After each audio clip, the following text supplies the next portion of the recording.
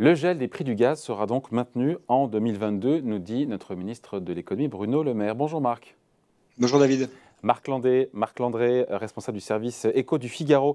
Ces dispositifs anti-flambée des prix de l'énergie, donc à la fois gaz et électricité, seront donc maintenus tout au long de l'année, nous a dit le ministre de l'économie. Pourquoi est-ce qu'il fallait le préciser? Est-ce que ça ne tombait pas un peu sous le sens?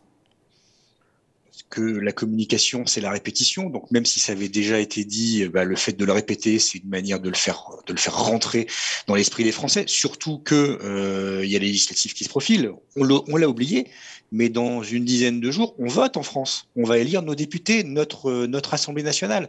Et donc, comme il y a un devoir de réserve de la part des politiques qui ne peuvent pas trop s'avancer ou donner trop de détails, il ne faut que redire ce qu'ils ont déjà dit pour pas tomber sous le coup de ce devoir de réserve qu'ils violeraient. Donc voilà, c'est simplement un principe de répétition. C'est bien de le rappeler. Le pouvoir d'achat étant la préoccupation première des Français, pour le gouvernement de dire qu'il se préoccupe du portefeuille des citoyens, c'est quand même quelque chose d'important à une dizaine de jours des élections. Pouvoir d'achat qui a baissé comme jamais, nous a rappelé l'INSEE ce matin, en baisse de 1,9%. Donc il y a un sujet dans le sentiment, dans le ressenti des Français, et même les chiffres le confirment. Oui, ça c'est pareil, c'était attendu le fait que le pouvoir d'achat baisse au premier semestre 2022, ça se confirme. Maintenant, il y a la réalité, le chiffre qui est annoncé par l'INSEE, et puis il y a le ressenti des Français qui considèrent qu'ils ont une perte de pouvoir d'achat depuis bien plus longtemps que sur le premier semestre 2022 et sur une proportion qui est bien plus importante que celle annoncée par l'INSEE.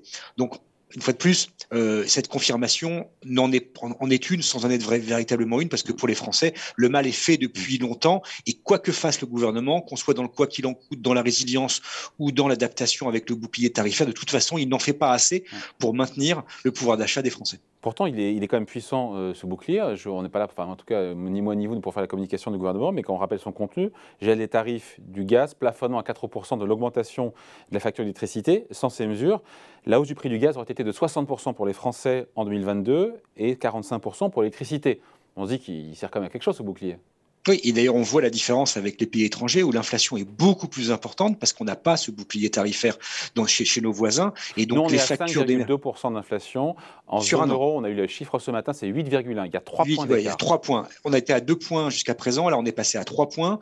Et cet écart de 3 points, il s'explique principalement justement par l'absence de bouclier tarifaire dans les pays étrangers qui supportent beaucoup plus l'explosion des coûts énergétiques. Cela dit, effectivement, c'est très bien. L'augmentation des coûts de l'énergie pour les Français est limitée, mais ça ne veut pas dire qu'elle n'aura pas lieu. Parce que Bruno Le Maire a beau nous dire qu'il n'y aura pas de répercussion Oui, des pas de gels des rattrapage cours. en 2023. Oui, enfin, sauf qu'il n'est pas, c'est pas Dieu sur terre. Il a beau être numéro 2 du gouvernement, il n'est pas ministre d'État, il n'est pas Dieu.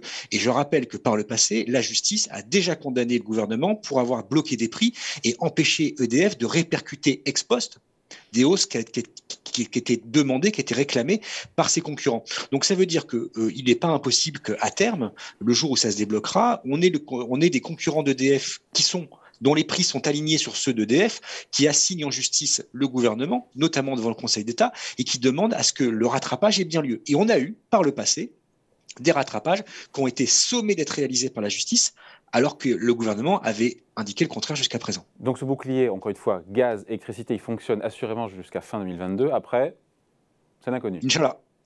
Bon. Inch'Allah. On verra bien. Sachant qu'en plus, je veux dire, EDF a quand même déjà mis plus de 8 milliards sur la table. Et ils ne sont pas dans une condition extraordinaire non plus. Donc, faut aussi penser que le bouclier, c'est protéger le pouvoir d'achat des Français, c'est très bien. Ça a un coût. Ce coût, il se répercute sur la santé économique des entreprises et EDF n'est pas en si bonne santé que ça. Ouais. Justement, Marc, puisqu'on parle du coût, le coût pour les finances publiques sur l'ensemble de l'année 2022 de ce bouclier, encore une fois, énergie, gaz et électricité, on peut calculer? On ne sait pas pour l'instant, parce que tout dépend. Il y a en plus dans ce bouclier, alors qui va bien au-delà, d'ailleurs, ce système de protection qui va bien au-delà de la question de l'énergie. Vous avez le chèque alimentaire, vous avez la suppression de la redevance télé.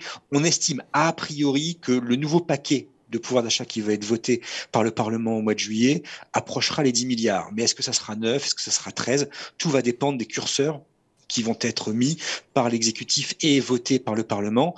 En tout cas, ce qu'on sait, c'est que c'est pas le retour du quoi qu'il en coûte, ça c'est certain, mais en tout cas, c'est le retour d'une certaine forme d'investissement de l'État dans le pouvoir d'achat des Français qui qui a un coût, qui a un prix, qui a une somme et qui d'une manière ou d'une autre, devra se payer un jour ou l'autre.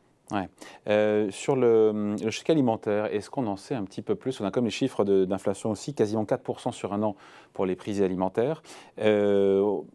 On parle d'une enveloppe de 30 à 50 euros mensuels. Ouais, 60 même. Il y a Mais des ciblé sur qui? Ça reste flou pour l'instant? Ça reste très flou, on ne sait pas. On sait pas, ils y travaillent, le gouvernement y travaille, Bercy est dessus.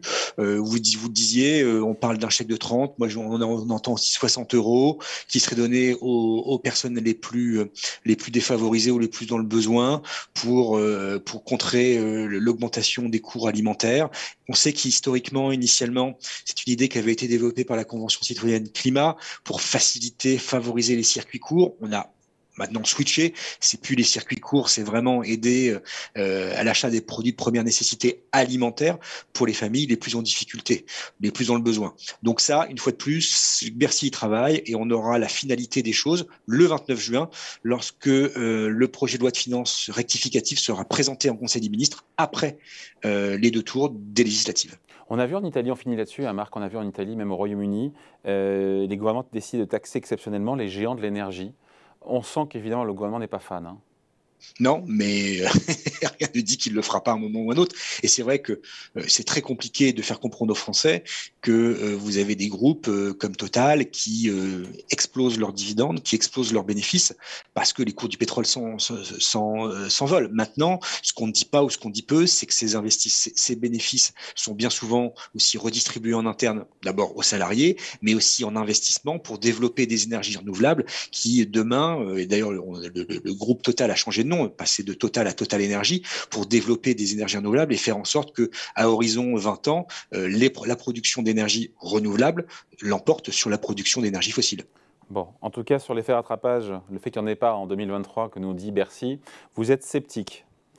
Disons que je suis comme Saint Thomas, moi j'attends de voir. Je crois que ce que je vois. Saint-Marc, merci beaucoup Marc Landré, donc chef du service éco du Figaro. Salut. Salut David.